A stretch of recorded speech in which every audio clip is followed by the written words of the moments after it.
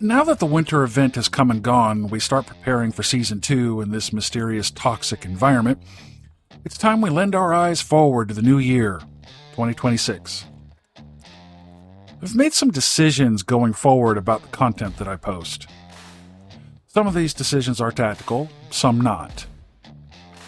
The bigger decision made regarding the content is simply the fact that I found myself being the volunteer tech support and having to deal with so many people who just want to be angry. I found myself arguing with brick walls that got tiresome real quick. So that bigger decision was to just stop doing that.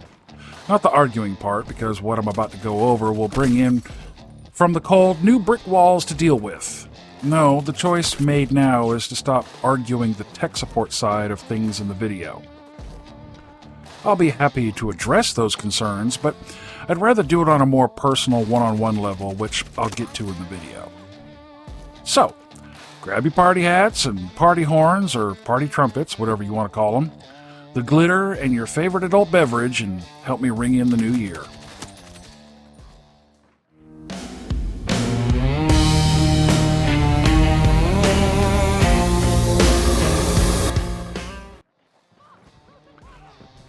I'm not doing the new year, new me. Oh, hell no. This is me walking in with the same old bullshit routine. So let me paint you a picture for you. For the last few months, I found myself in a corner. I didn't intend to land in this corner, it just somehow got here. That corner? Tech support.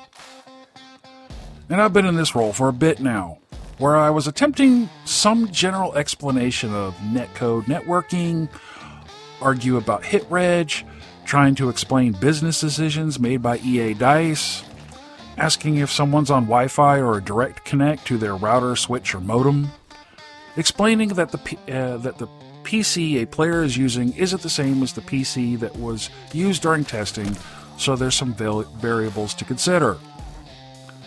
The attempt seemed easy enough. Provide context in a general sense to see if it took some of the sting out of the current state of the game.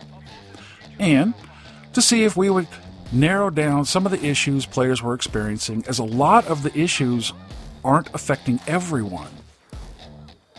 This well-intended attempt at some form of tech service turned into a wild roller coaster of therapy sessions for the angry folks who didn't like having explanations provided to them, and they hated me for it. From name-calling to pitchforks and torches, because how dare you have fun playing this game? How dare you? To calling the game mediocre and then calling us mediocre because we play the game.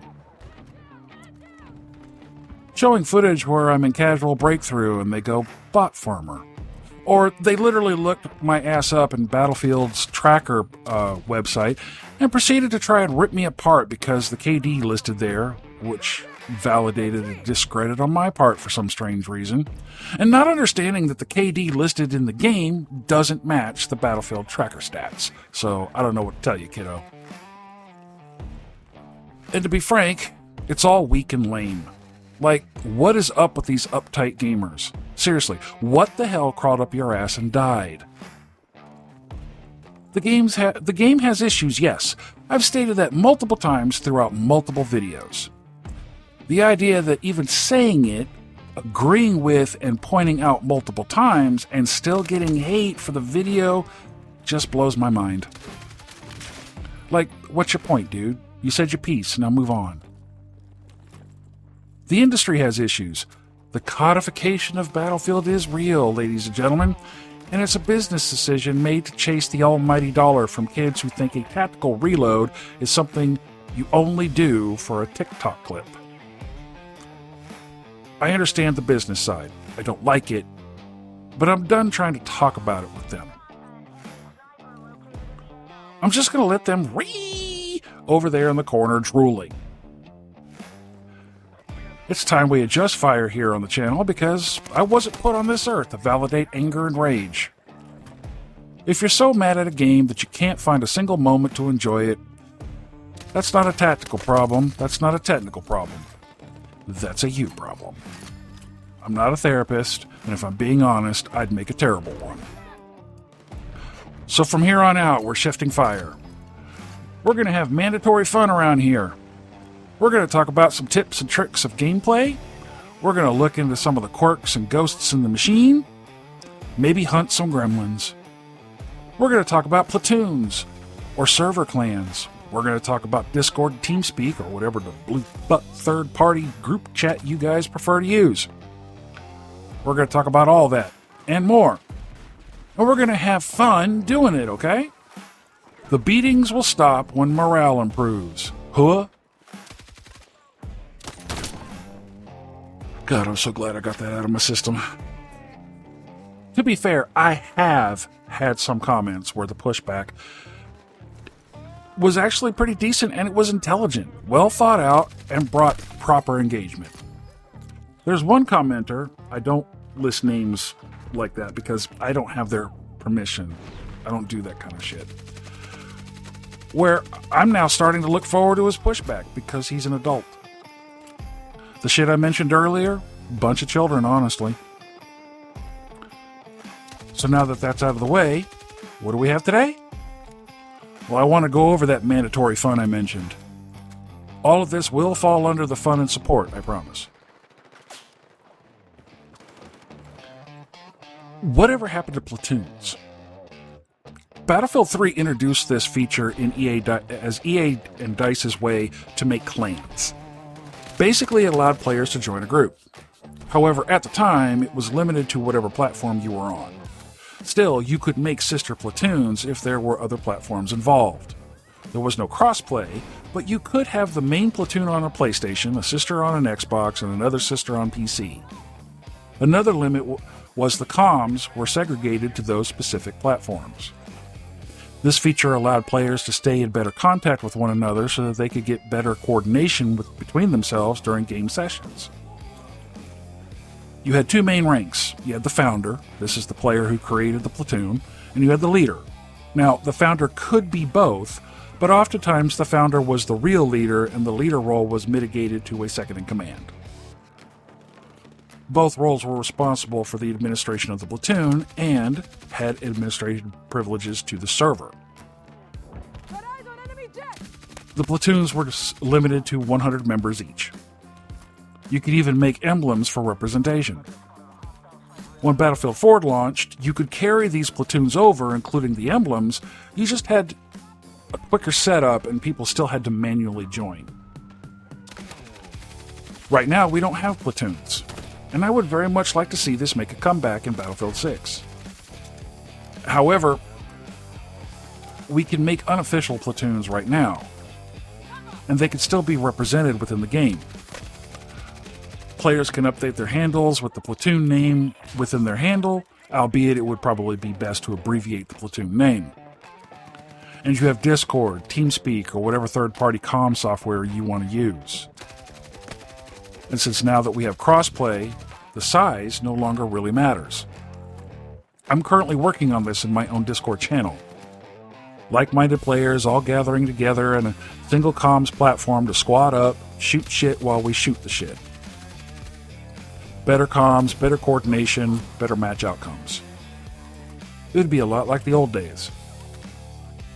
And doing this leads me to Portal, but I'll get to that shortly. Okay, now, who wants to live longer? Who wants to get down with some tactics that can easily make your game time a lot more fun? Well, we got to start making better choices, people. Let's look into some of these to get your progression moving along, shall we? For general gameplay, there are 3 ways to open doors you find throughout the maps. Most often, we're bursting through them like the Kool-Aid Man. Busting through the door does have the pro of providing a quick entry, but the con is that it's also noisy as hell. The other way, most of you may know, is simply opening the door. It's quiet, which is good, but if you're trying to get set up before the other team is inbound, it slows you down a bit. Sure, we're talking seconds, but those seconds add up and the windows of opportunity are small. The third option, which is a happier medium, is to slowly open the door while ADS. I didn't know about this little trick until recently when I was playing in the winter event, and I discovered it completely by accident. Like, I didn't realize this was a thing at all. And it was just a simple aiming down sights, walking up to the door, and the interaction hint just still popped up. The door opens slowly, but it's much quieter, so anyone nearby may not hear it. Little ninja stealth action, if you will. Look, guys, if we're hunting wabbits, I want to be able to do it with my squad carefully and quietly like we used to in Gulf of Oman and those damn snipers on the top of the buildings. My squad needs to be sneaky. Then we kill them. Come on, we're in my Discord, calling it out, gathering up at the door, and then we go inside and take their tags. That's fun, boys.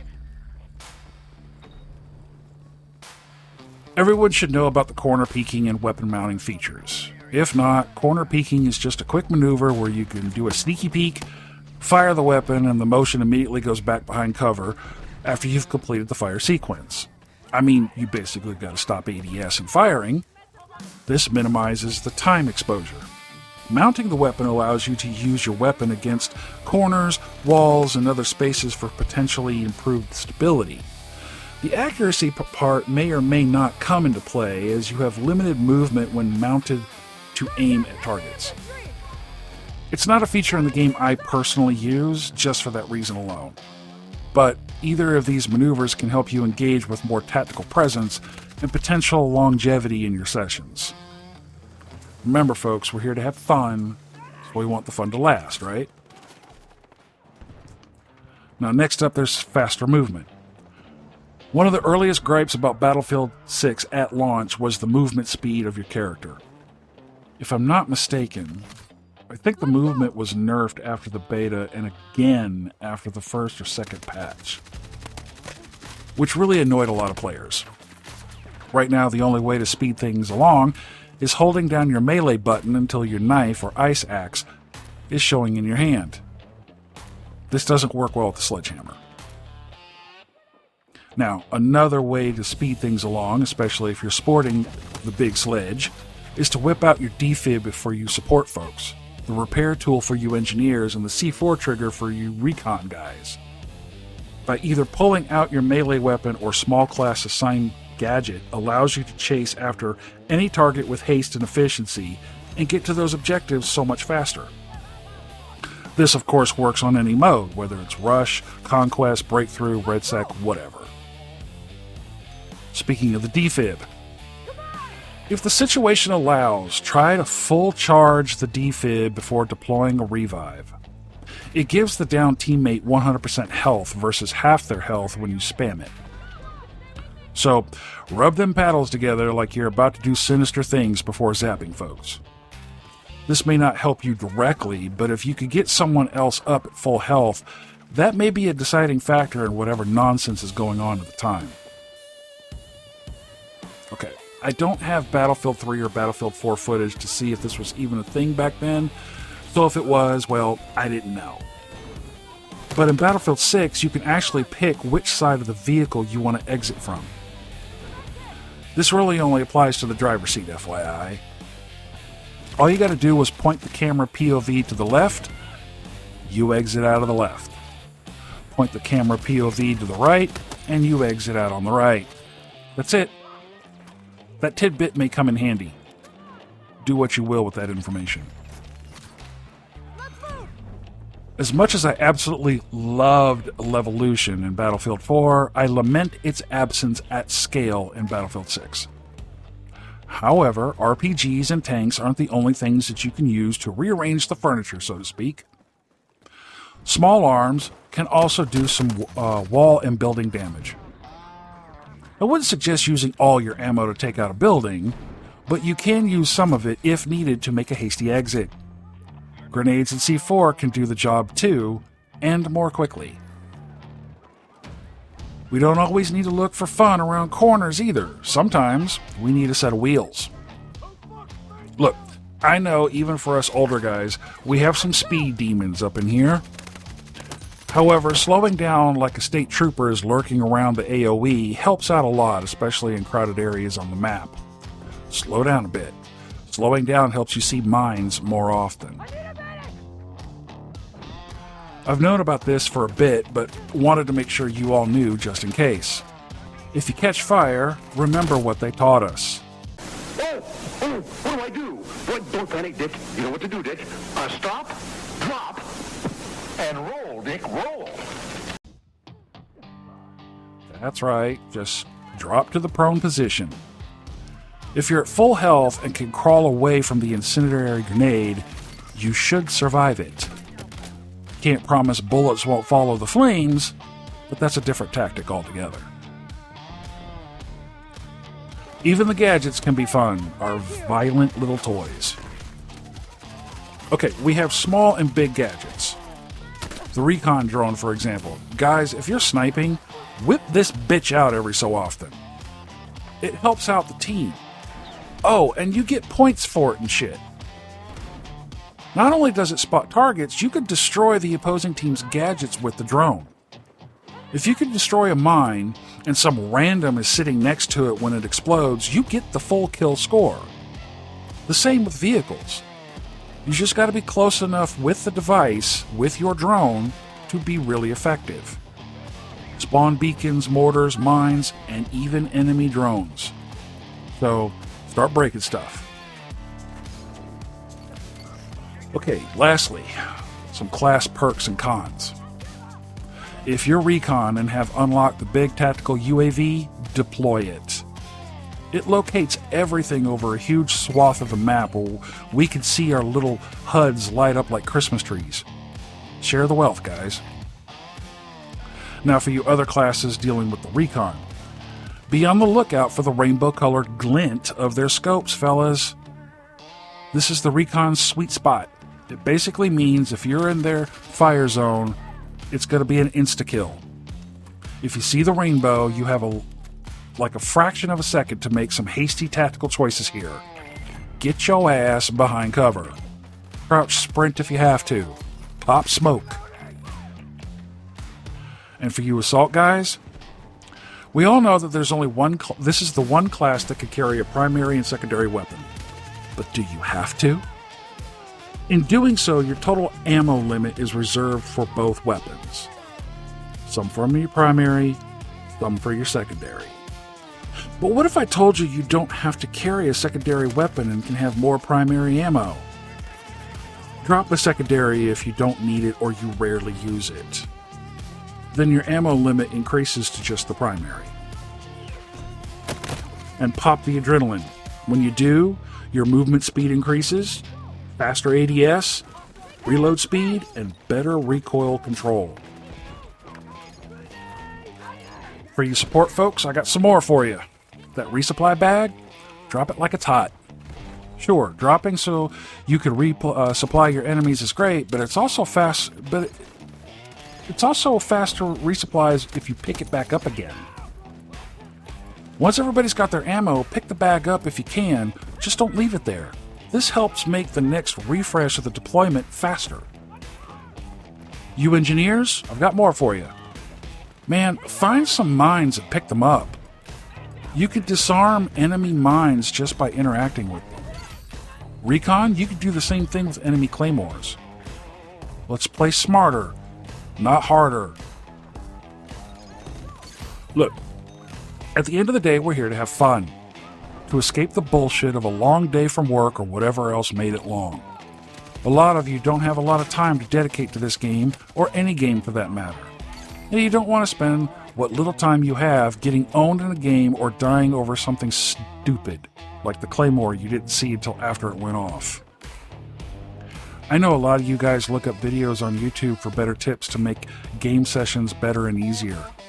I remember looking up walkthroughs on websites when I ran into areas of games where I got stuck and couldn't figure things out. There's absolutely nothing wrong with that, except it does take away from your gaming time. As much as I appreciate you even watching my videos, it consumes your time. Some of you might have the ability to watch at work, on break, or in the office if you have the office culture that allows for you to do that while you work. Hey, if that's the case, good for you. But some of you still don't have that luxury for whatever reason, and may not be able to do any YouTubing or gaming until after dinner.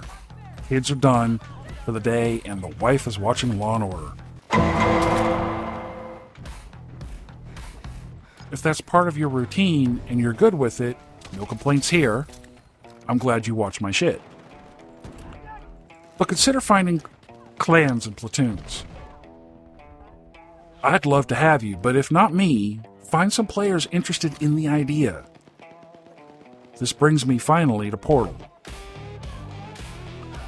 Once EA DICE fixes the technical bug they mentioned a few weeks ago about the XP for Portal, Portal may be an awesome way to have those old server sessions we enjoyed so much in Battlefield 3 and Battlefield 4.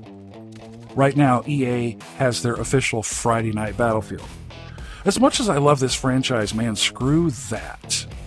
I want to host my own Friday Night Battlefield in Portal. A place where you could join up and play like we used to. Maybe even have platoon versus platoon clan competitions. That sounds epic to me. Guys, thank you for watching.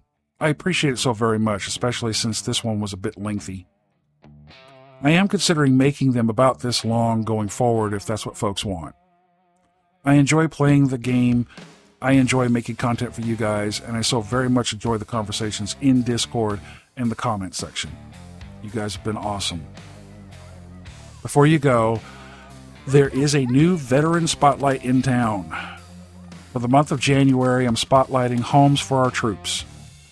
The link is in the description, and I'm pimping the spotlight out all this month. So check out the link. See if it's something you're interested in supporting, even if you just share the link. Thanks.